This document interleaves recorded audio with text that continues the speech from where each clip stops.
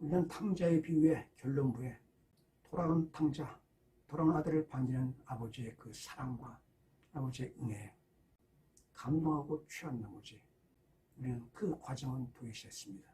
그러나 가늠한 여인에서 보았던 그 일방적이고 하나님의 주권적인 은혜와는 달리 탕자의 비유에서는 아버지의 그 은혜에 이르는 소중한 전제로서 회개가 담겨 있습니다.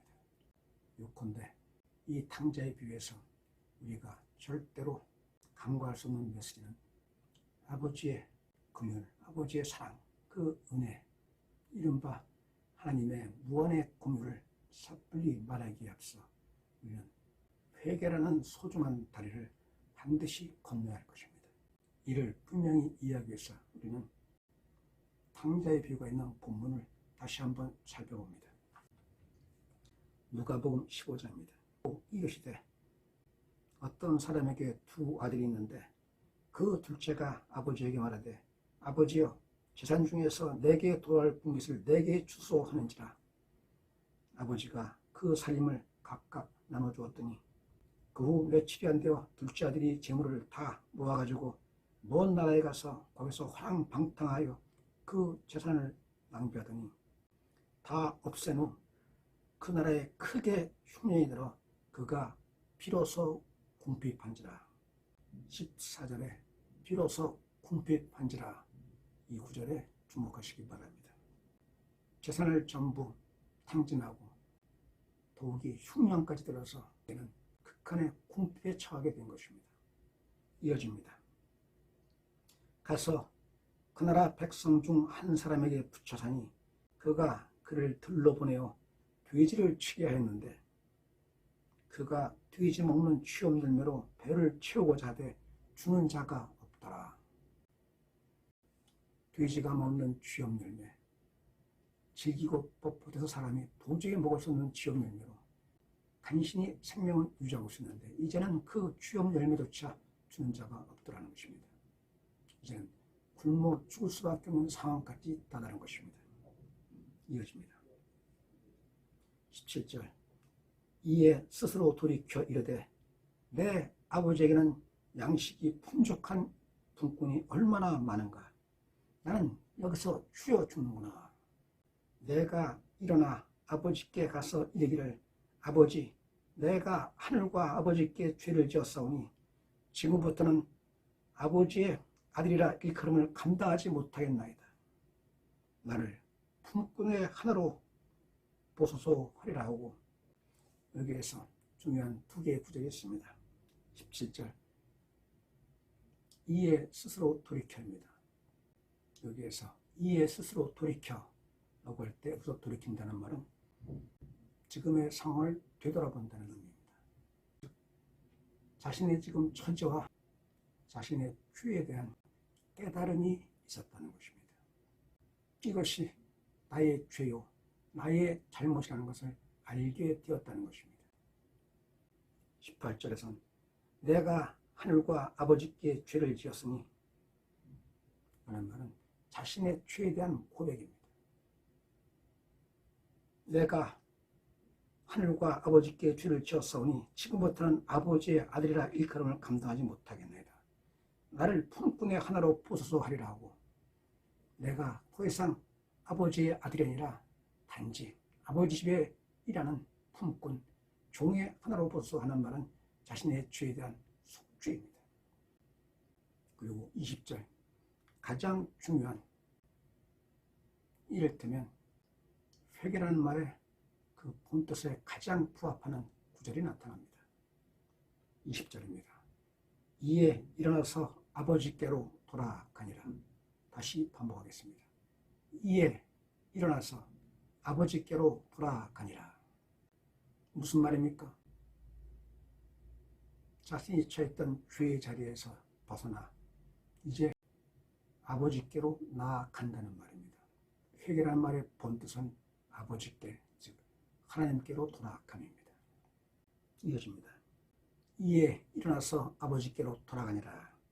아직도 거리가 먼데 아버지가 그를 보고 축인 여겨 달려가 목을 안고 입을 맞추니 아들이 이르되 아버지 내가 하늘과 아버지께 죄를 지었사오니 지금부터는 아버지 아들이라 일컬음을 감당하지 못하겠나이다. 아버지는 종들에게 이르되 제일 좋은 옷을 여다가 입히고 손에 가락지를 끼우고 발에 신을 신기라. 그리고 살진 송아지를 끌어다가 잡으라. 우리가 먹고 즐기자. 이 내 아들은 죽었다가 다시 살아났으며 내가 잃었다가 다시 얻었노라 하니 그들이 즐거워하더라. 아버지께 나와 이 아들은 자신의 죄를 고백합니다. 참여하며 아버지, 내가 아버지께 죄를 지었습니다. 라고 죄를 고백하고 참여할 때 아버지는 있는 그대로 아버지를 떠났던 탕자를 내 집의 종이 아니라 소중한 아들로 받아들이고 집에 큰 잔치를 베풀며 그 아들을 반깁니다. 하나님의 긍휼, 무한의 긍휼의 절정입니다. 하지만 이 무한의 긍휼의 절정에 이르기 전 단계에서는 몇 가지 중요한 과정들을 짚어봤습니다. 그것은 첫 번째, 비로소 궁핍한지라 그에게 먹을 것을 주는 자가 없는지라 에서 보는 것처럼 모든 것을 잃은 처참한 고난이 있었습니다. 두 번째, 그 고난의 순간에 포기하고 절망하고 좌절한 채 그대로 무너진 것이 아니라 스스로 돌이켜보게 됩니다. 자신의 고난을 돌이켜봅니다. 그리고 이것이 자신의 죄에서 자신의 허물에서 비롯되었다는 것을 깨닫습니다. 즉 반성인 동시에 참회입니다. 세 번째, 아버지께 말합니다. 아버지, 내가 하늘과 아버지께 죄를 범했나이다. 나를 용서해 주시옵소서. 나는 이제 아버지의 아들이 아닙니다. 나는 아버지의 종아버지의 품꾼일 뿐입니다. 나를 거둬 주옵소서. 라고 자신의 죄를 고백하며 속죄합니다. 잘 기억하시기 바랍니다. 아버지의 그 은혜, 아버지의 그 깊은 사랑과 은혜로 나아가기 위해서 이 탕자는 회개의 과정을 거쳤습니다. 첫 번째, 자신의 죄에 대한 깨달음이었습니다. 그리고 반성과 참여였습니다. 그리고 마침내 가장 중요한 이에 일어나 아버지께로 돌아가니라. 아버지께로 돌아간 것이었습니다. 요컨대 만약에 이 탕자가 죄의 자리에서 벗어나지 못한 채 그저 신음하고 그저 탄식하고 그저 절망에 사로잡혀 그 자리에 머물렀다면, 이에 일어나 아버지께로 돌아가지 않았다면 이 탕자는 여전히 처참한 고난의 자리에서 고통에 시름하다가 마침내 죽을 수밖에 없었을 것입니다. 기억하시기 바랍니다. 가늠한 여인의 경우와 달리 이 탕자의 비유에서는 분명히 다른, 동시에 매우 중요한 중간의 메시지를 담고 있습니다. 그것은 아버지의 은혜로 나아가는 다리로서, 그 과정으로서 회개가 있었다는 사실입니다. 만약에 아버지께로 돌아오는 회개가 없었다면 우리는 탕자의 비유에서 하나님의 무한의 긍휼을 만날 수도 없었을 것이며, 이 탕자는 버림받은 자의 자리에서 처참한 심판을 받는 죄인, 죄의 종의 자리에 머물 수밖에 없었을 것입니다. 결국 이 탕자가, 아버지를 버리고 떠났던 이 탕자가 돌아온 탕자가 되어 아버지의 소중한 자녀로 다시 일어설 수 있는 그 배경, 그 과정에는 다른 무엇보다 소중한 회개가 있었다는 사실을 우리는 명심해야 할 것입니다. 가늠한 여인의 경우, 그리고 탕자의 비유에서의 뚜렷한 차이에 대해서 말씀드렸습니다. 가늠한 여인의 경우는 일방적이고 주권적인 은혜였습니다. 여기에서는 용서를 구하지도 않았고 회개하지도 않았습니다.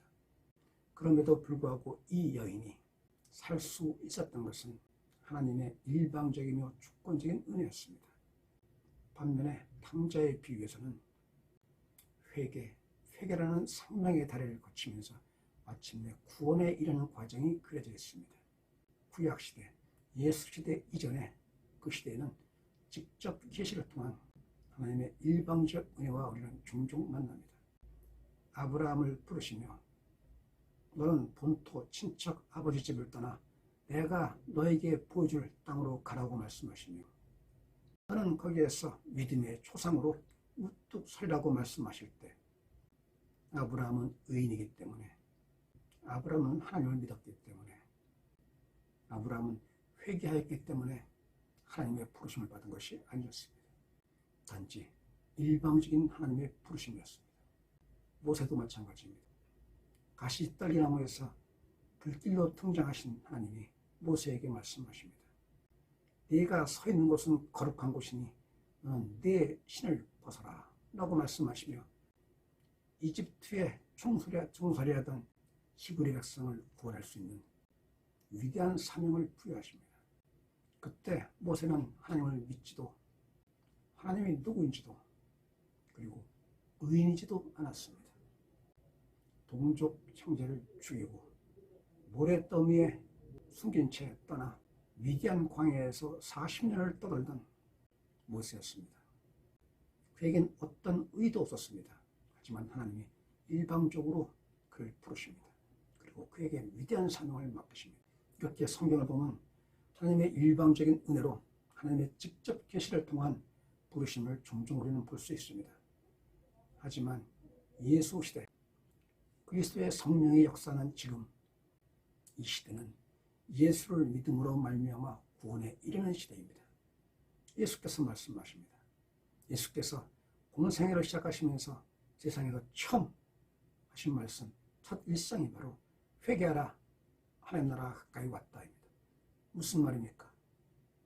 회개하라, 너희가 회개하면 하나님 나라의 구원을 얻을 수 있으리라 라고 말씀하신 것입니다. 예수 시대 그리스도의 성령이 역사하는 이 시대에 우리는 회개라는 의미의 그 절대적 가치를 결코 간과해서는 안 될 것입니다. 왜냐하면 회개는 구원에 이르는 다리이며 구원의 문을 여는 열쇠이기 때문입니다. 회개하는 자에게 하나님 나라가 있습니다.